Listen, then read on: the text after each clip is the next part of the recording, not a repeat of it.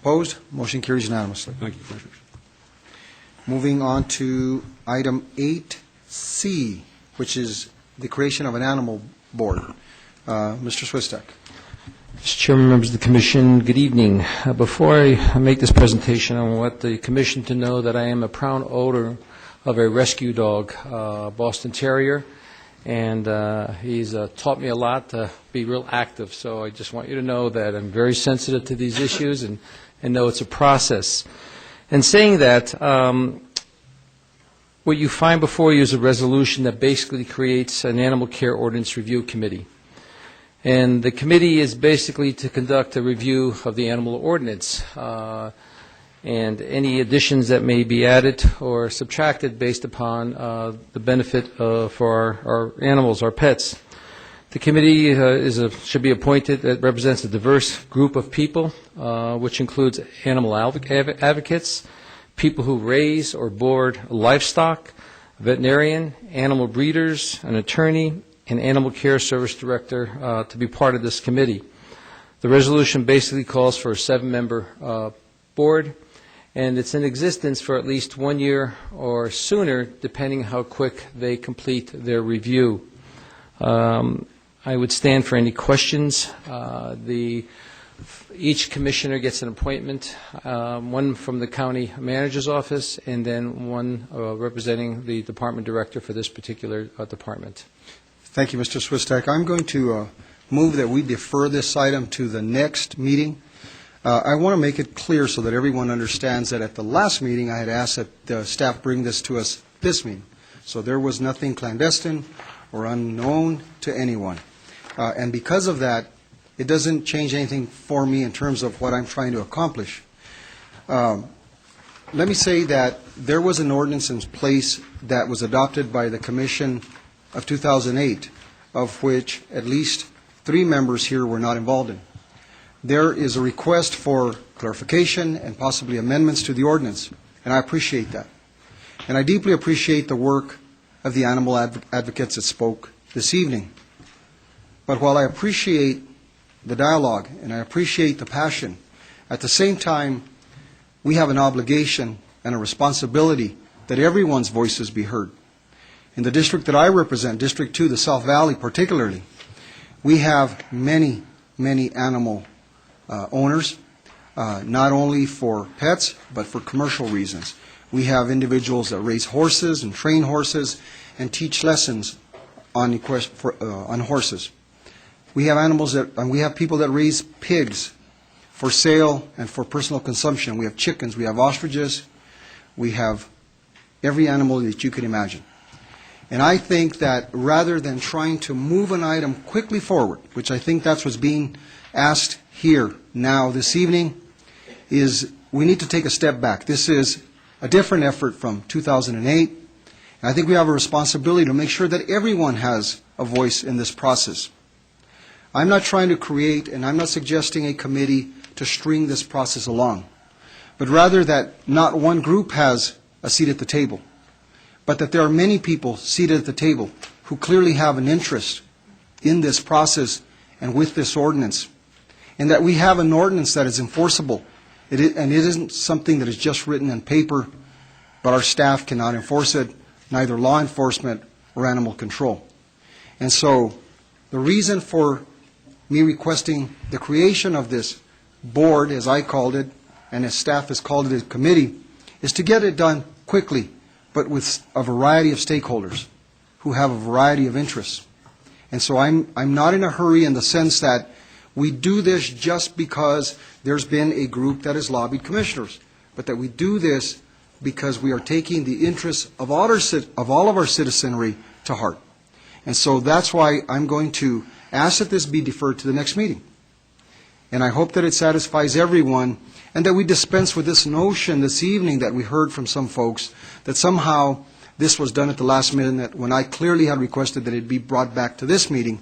Staff, for whatever reason, did not prepare it on time. Perhaps the person creating the agenda did not do it on time, and it doesn't really matter. What matters is that we're trying to let everyone have a voice. Commissioner Wiener. Thank you, Mr. Chairman. I just wanted to clarify your motion, if I could. Is your motion that this item be heard or deferred or brought back, I should say, till the meeting on December 14th? Is that your motion? Commissioner, it would be for the next administrative meeting. Which would be December 14th. I just wanted to clarify that. And, Mr. Chairman, is it also your intent, I just wanted to clarify that, your intent that the composition of the committee be made up by the new commission that gets seated in January? Is that your intention, as opposed to this commission? Well, it just depends on when it is adopted and what is practical for the commissioners to submit names. It could theoretically, I guess, Jeff, happen this year. It is not my intent necessarily for it to be the new commission. It's just when it's practical and it can be done expeditiously. Mr. Chairman, I just, again, in further clarification that I have no problem in deferring. I don't support this committee, but I have no problem in supporting a deferral to the December 14th meeting for discussion.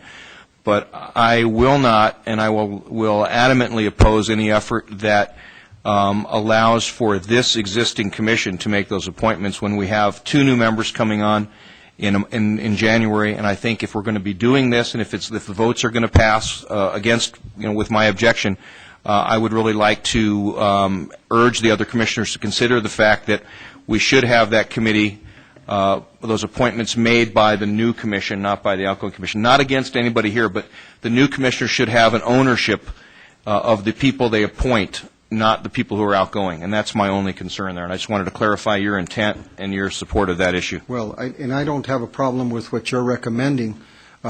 For me, that's a secondary matter only because my primary initiative is simply to have a variety of stakeholders at the table with a variety of opinions.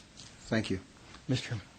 Commissioner Brasher. Well, Mr. Chairman, you've thrown a monkey wrench. I was looking forward to blaming the county manager, Lucero, so that Mr. Armijo could come to his defense.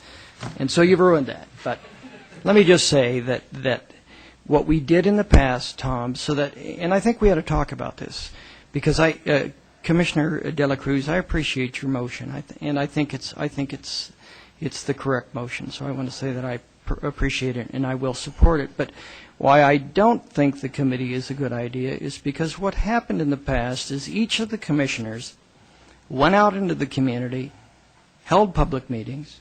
There were about 7 in my district, somewhere around that number. And we sat and we didn't talk. We actually sat and we listened to people. And it wasn't any one particular group, but we listened to the entire community. It was amazing to see the differences from one neighborhood association to the other and the different issues that came out. And so they actually had a committee that was appointed. They had a committee of the 5 commissioners that they elected. And so for me, that was a very helpful process, so that when we got around to working on the ordinance, I had a pretty good understanding of where the people in my area were, what they were thinking. Now, recently we held a meeting at the Singing Arrow Community Center. It was packed.